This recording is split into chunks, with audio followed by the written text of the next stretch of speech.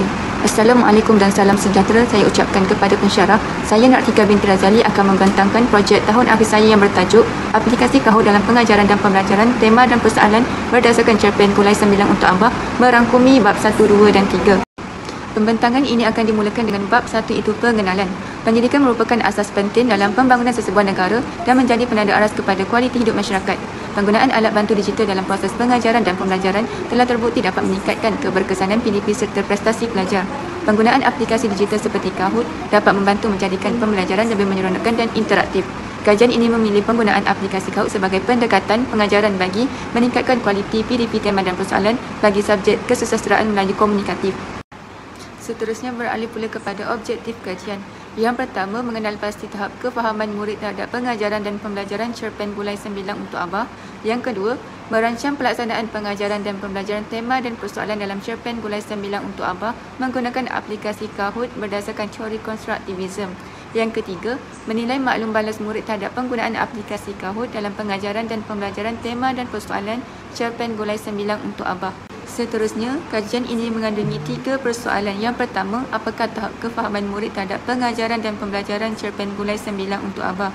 Yang kedua, bagaimanakah pelaksanaan pengajaran dan pembelajaran tema dan persoalan dalam cerpen Kulai 9 untuk Abah menggunakan aplikasi Kahoot? Yang ketiga, sejauh manakah maklum balas murid terhadap penggunaan aplikasi Kahoot dalam pengajaran dan pembelajaran tema dan persoalan cerpen Kulai 9 untuk Abah? Dalam melaksanakan kajian ini, terdapat beberapa masalah yang telah dikenal pasti.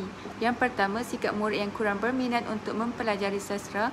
Yang kedua, guru kurang pengetahuan mengenai penerapan teknologi maklumat dalam pengajaran. Yang ketiga, kelemahan kemahiran guru dalam menggunakan teknologi maklumat dan komunikasi.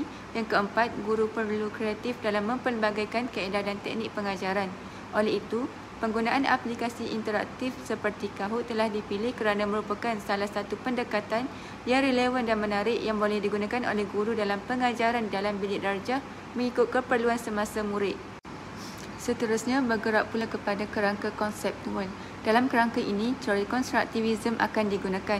Teori ini akan digunakan pada objektif yang kedua iaitu merancang pelaksanaan pengajaran dan pembelajaran tema dan persoalan dalam cerpen Kulai 9 untuk Abah menggunakan aplikasi Kahoot berdasarkan teori konstruktivisme. Objektif ini akan dilaksanakan dengan pembinaan rancangan pengajaran harian dan dianalisis menggunakan instrumen pemerhatian. Pembentangan akan diteruskan dengan bab 2 iaitu sorotan literatur.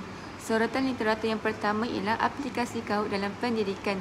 Kajian-kajian lepas menunjukkan bahawa penggunaan aplikasi Kahoot memberi impak yang positif terhadap pelbagai aspek pembelajaran murid.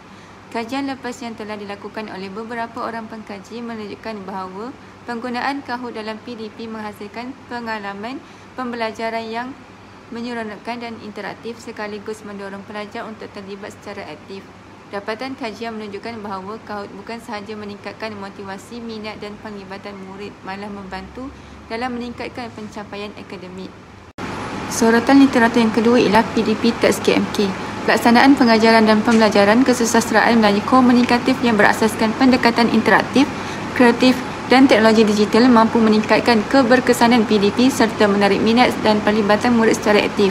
Kajian oleh pengkaji-pengkaji lepas menunjukkan bahawa penggunaan pendekatan interaktif seperti permainan bahasa, aplikasi digital dan kaedah kreatif dalam PDP kesusasteraan Melayu memberi impak yang positif terhadap minat, pemahaman serta penglibatan murid. Sorotan literatur yang terakhir ialah berkaitan dengan teori konstruktivisme. Teori konstruktivisme memberikan kesan positif terhadap penguasaan murid, penglibatan aktif dalam kelas serta peningkatan pencapaian akademik murid.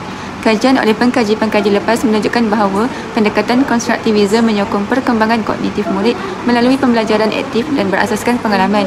Kajian ini menunjukkan bahawa pendekatan teori konstruktivisme memberi impak yang positif dalam meningkatkan pencapaian akademik, penglibatan aktif dan minat murid dalam pelbagai mata pelajaran. Bab 3 akan menghuraikan metodologi kajian digunakan dalam penyelidikan. Reka bentuk kajian digunakan ialah kajian lapangan. Lokasi kajian telah dijalankan di daerah Basok, Kelantan. Kajian ini melibatkan seramai 30 orang pelajar tingkatan 4 sebagai sampel kajian.